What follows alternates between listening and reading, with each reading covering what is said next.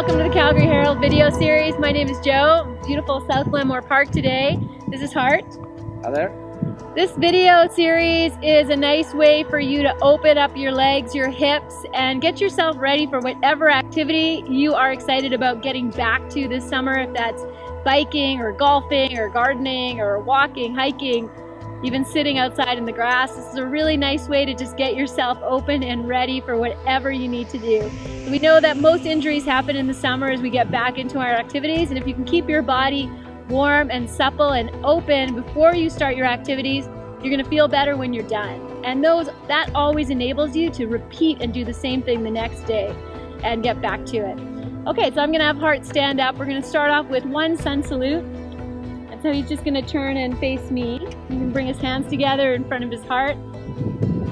Yeah, and just take a moment here and just be thankful for where you are and that you have the ability to move your body and to practice. Good, and now as Hart takes an inhale, he's going to reach his arms all the way up.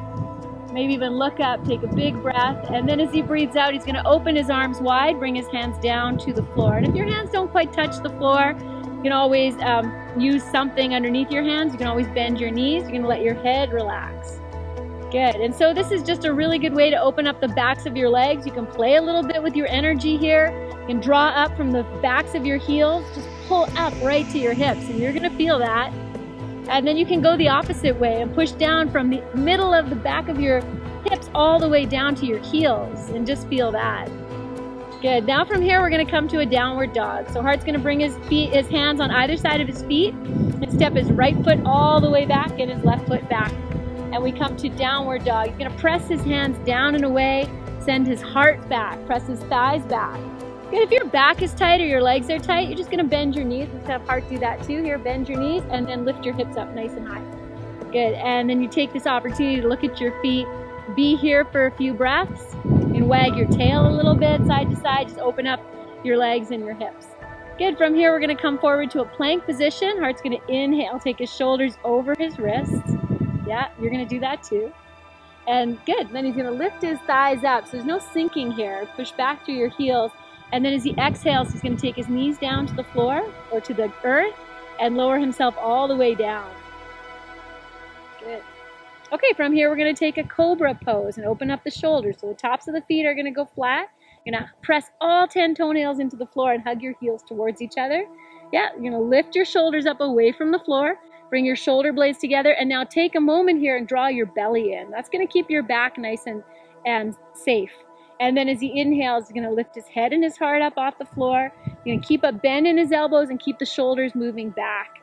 Yes, beautiful. Nice. This is a great pose to get yourself ready, especially if you're biking to the summer. Good. Come all the way down. And from here, I'm going to have Hart just tuck his toes under. Press up to your hands and your knees.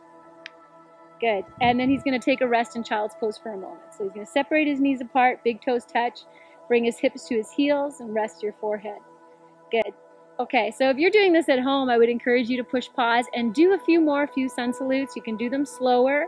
Once you get the action, that's a full body warm-up you're going to do right there. Good. Okay, so from here, I'm going to have Hart come up to his hands and his knees. Good. He's going to step whichever leg is better for you, Hart. Let's do the left one. I think that will be good. Is that okay? I'd rather go right. Okay. Right foot's going to come between the hands. You're going to do both sides, so it doesn't really matter where you start. So we start here in a bent knee lunge, and we're outside. I have a blanket. I'm going to give it to Hart just to put underneath his left knee, and that's a nice thing to do no matter where you are. Good. If you're outside or in your house. Okay, so he's in this bent knee lunge. If your hands don't quite touch the floor, you're just going to throw blocks if you have them, or books, or something underneath your hands. Good. Okay, from here now I'm going to have Hart bring his fingers together and place them right on top of his right thigh. You're going to take an inhale, lift his heart, bring his shoulders back like you did in Cobra, and then as you exhale, you're going to let your hips drop down and forward. Yes, and you can stay right here with your hands exactly as they are, or you can bring your arms down by your side and then inhale and lift up. Yes, reach up. Beautiful. Good. As he exhales, you'll bring your hands down on either side of your foot. We're just going to straighten that front leg. We move to a half Hanumanasana. Hanumanasana is the Sanskrit word for the splits pose. There's a beautiful story behind it. But so this is a half splits. And so Hart has straightened his right leg. He's lifted the sole of his foot up. So that is going to help to open up the back of your calf. And then he's going to take his right hip and he's just going to pull it back. And you're going to do that too. And that's going to really wake up and fire your leg. So you can stay right here. If you have the flexibility to go deeper, you can walk your hands forward and start to lay yourself over your leg. And I say that like, you know, whatever happens here, the head to the knee is where the pose goes, but you take your time and you work on that action of grounding the right heel down and pulling the hip back and breathing. And that is going to be a really good friend for you.